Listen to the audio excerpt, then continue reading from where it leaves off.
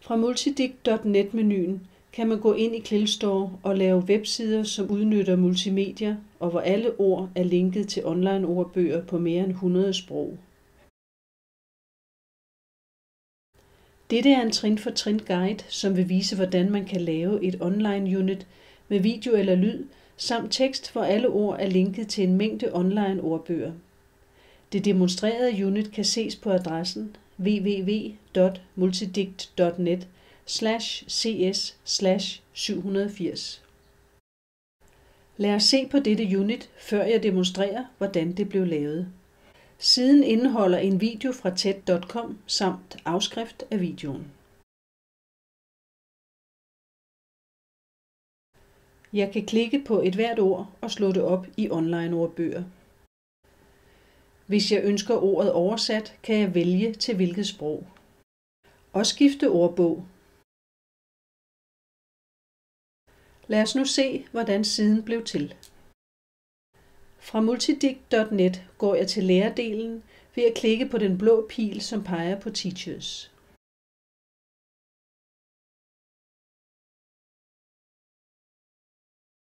Så skal jeg klikke på Register. Det er nu tid til at vælge et brugernavn.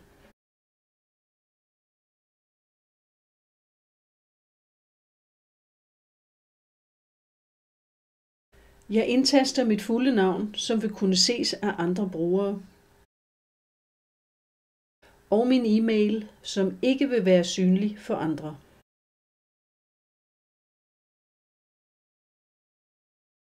Og endelig en adgangskode, som skal være på minimum 8 tegn.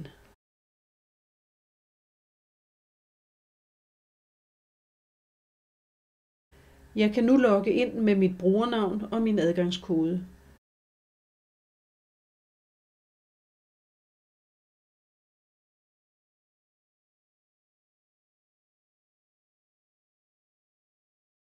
Når jeg er logget ind, kan jeg oprette nye units eller redigere eksisterende units. Jeg kan også slette mine egne units. Nu er det tiden til at klikke Create a Unit. Create a Unit-siden har nogle felter og valgmuligheder. Title. Her skal jeg skrive en egnet overskrift til mit nye unit. Float. Her kan jeg vælge, hvordan teksten vil blive placeret i forhold til video eller lydafspiller. Hvis det er en længere video, så er det ofte en god idé at vælge scroll tekst, så brugeren kan følge både video og tekst. Hvis jeg vil indlejre video, lyd eller fotos fra youtube.com, ted.com, vimeo.com, flickr.com osv., er jeg nødt til at se disse websites efter mulighed for at dele, share and embed. I TED.com har jeg valgt en video med Scott Fraser, og jeg klikker på Embed-knappen. Jeg kan så kopiere og indsætte den fulde embed-code og indsætte den i CLIL Store-feltet Embed Code for Media or Picture. Jeg kan indlejre video og andre medier i tekstfeltet nedenunder. Men det er kun medier, som er indsat i dette felt, som kan gøre brug af float-mulighederne. Det er nu tiden at tilføje tekst til mit unit ved at anvende tekstvinduet, som er en What you see is what you get editor. Det vil sige, at resultatet bliver, som det ser ud i vinduet. Læg mærke til, at der altid bør være en blank linje mellem hvert afsnit, så teksten er lettere at læse. I redigeringsfeltet får jeg en blank linje ved at trykke Enter. Hvis jeg vil have en ny linje uden at lave et nyt afsnit, eksempelvis til linjer i en sang, så kan jeg trykke Shift plus Enter. Der er adskillige websites, som tilbyder både video og transkriberet tekst. I dette eksempel vil jeg anvende en video fra TED.com.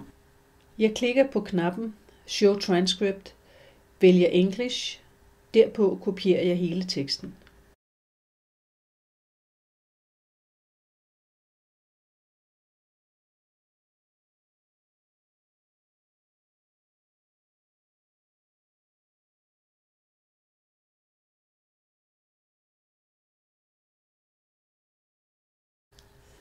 Teksten fra TED.com indeholder en masse hyperlinks, som jeg er nødt til at fjerne, før jeg indsætter den i redigeringsvinduet.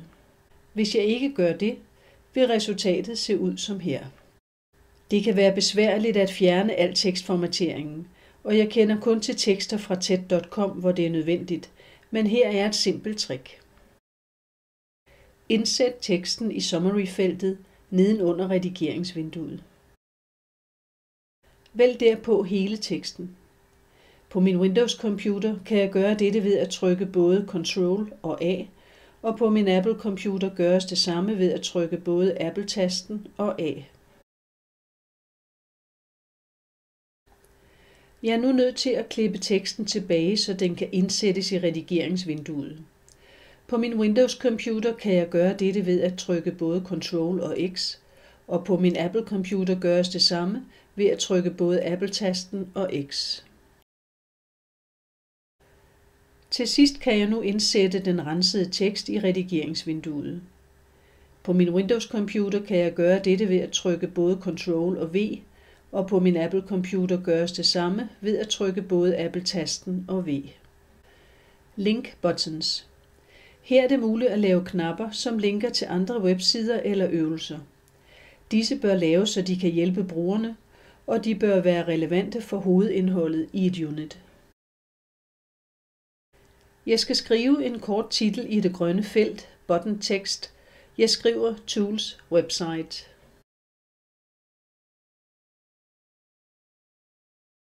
Så skriver jeg den fulde webadresse i linkfeltet. Det kan stærkt anbefales at kopiere og indsætte adressen, så der ikke er fejl i denne. Der er en checkbox kaldet WL. Hvis der er sat hak i denne boks, så vil siden, der linkes til, blive behandlet, så alle ordene i siden linkes til online-ordbøger. Men husk, at nogle websider kan have problemer, så de ikke virker med WL-muligheden. Jeg kan vælge at åbne websiden i et nyt vindue ved at klikke i denne boks.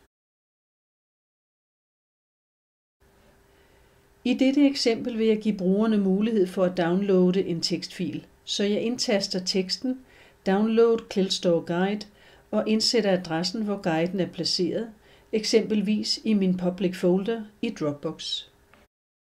Her vælger jeg tekstens sprog. Dette eksempel er på engelsk. Det er vigtigt for brugerne at vælge units med passende sværhedsgrad. Jeg er nødt til at vurdere, hvilket niveau en bruger bør have for at få nytte af mit unit. I dette eksempel vælger jeg B2, fordi jeg har vurderet, at brugere, som behersker niveau B2, vil være i stand til at forstå indholdet ved at klikke på svære ord. Niveauerne er baseret på de europæiske sprogniveauer CE-FR. Jeg vil nu vælge medietypen som video. Nogle brugere vil gerne kende længden på en video, så her tilføjes længden. Jeg anvender formatet minutter, sekunder, i dette tilfælde 18:29. Man bør lave et kort resumé eller appetitvækker, som beskriver indholdet og foreslår, hvordan materialet kan være til nytte.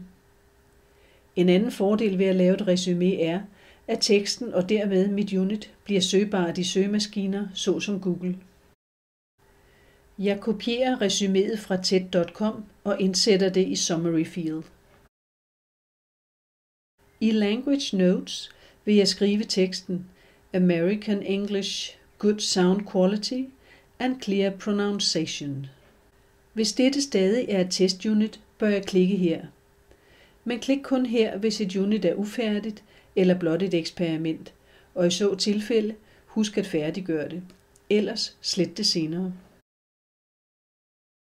Owner. Når jeg sætter et hak i denne boks, erklærer jeg, at jeg har retten til eller tilladelse til at bruge tekst og video med mere. I dette eksempel har jeg anvendt tekst og video fra TED.com, som er lovlige at bruge i Clilstore.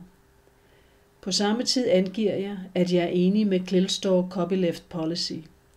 Der er link til Clilstore Copyleft Policy. Til sidst klikker jeg Publish og har hermed øjeblikkeligt delt mit unit med kolleger og brugere over hele verden. Det var det. Mit unit har fået et nummer, eksempelvis 780.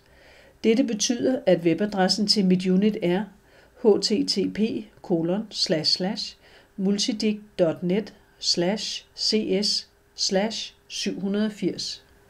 Alle Clearstore units har en kort adresse ligesom denne. Prøv bare at erstatte 780 med nummeret på et andet unit. De korte adresser til mine units betyder, at de let kan deles via blogs, Facebook eller Twitter, så jeg kan vise mine elever, hvad de skal arbejde med, eller gøre kolleger opmærksom på relevante units. Når jeg har publiceret et unit, kan jeg vende tilbage til det og redigere det efter behov. Dette er et af mine units, multidict.net/cs/245. Jeg klikker blot på blyantikonet øverst for at redigere dette unit.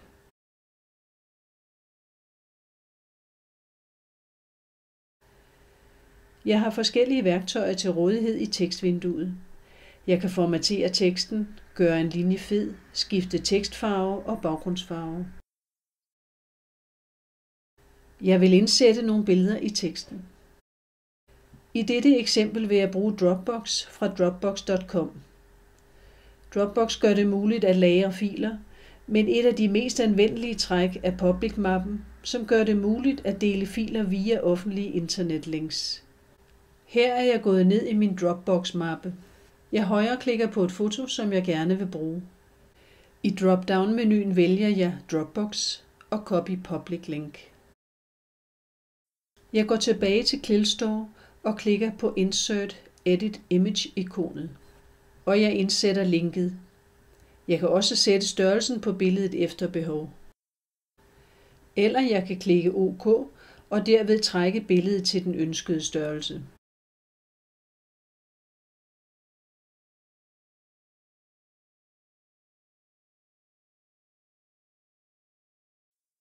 Jeg kan indsætte video eller lyd hvor som helst i teksten. Jeg klikker blot på Insert Edit Video-ikonet, som virker med både video- og lydafspillere. Jeg kan enten indtaste adressen på videoen, eller jeg kan bruge embed-muligheden. Når jeg skal anvende lyd, bruger jeg ofte http://www.ipadio.com og https://soundcloud.com. Begge services er gratis med nogle upload-begrænsninger. De tilbyder forskellige måder at indlejre lydoptagelser.